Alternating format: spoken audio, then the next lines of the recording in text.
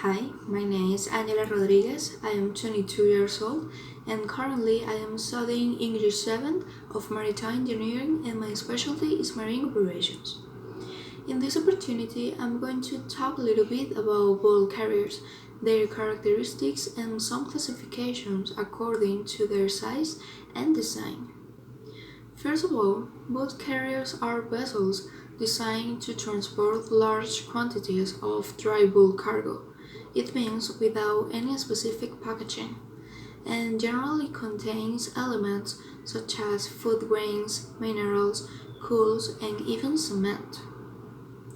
However, sometimes there are bulk carriers that carry liquefied cargoes such as oil, gasoline, and various other liquid chemicals.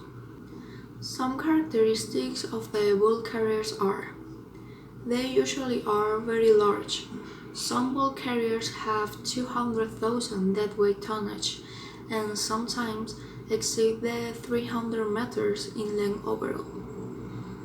Also, bulk carriers usually have a continuous deck with several hatches. They navigate at slow speed. And finally, the average time in port for a mini bulker is 55 hours, while other types of ships need only 12 or 50 hours. Additionally, loading and unloading of bulk carriers can be made of a great variety of shapes, depending on the merchandise and equipment that is available on board and in the port. 54% of bulk carriers, mainly the smaller ones, have systems of loading and unloading, such as cranes and pneumatic systems. The other 46% of the largest vessels depend on land-based systems of loading and unloading, such as conveyor belts, gantry cranes, and flexible rubber pipes. Types of bulk carriers according to their design.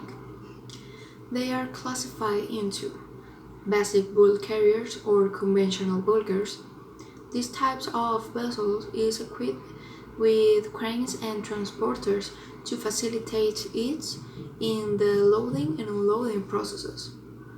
Also, these bulk carriers have holds capped by hatch cover, and the number of the holds depends on the size of the vessel.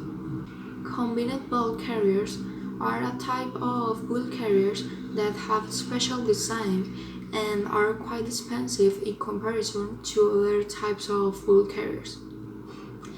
The vessels have greater flexibility in order to carry ore bulk and even oil as cargo. Gearless bulk carriers are bulkers that are unequipped with cranes and conveyor facilities.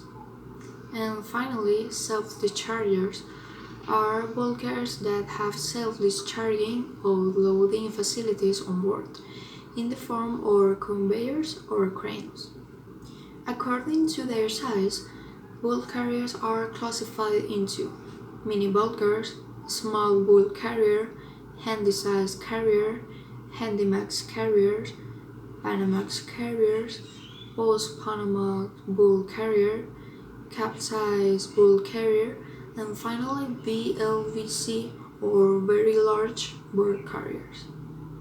Finally, I could say that bulk carriers are important to transport a great deal of dry bulk cargo, and there are a lot of types depending on their size, design, and the loading and unloading equipment. It was all my presentation. I hope you like it.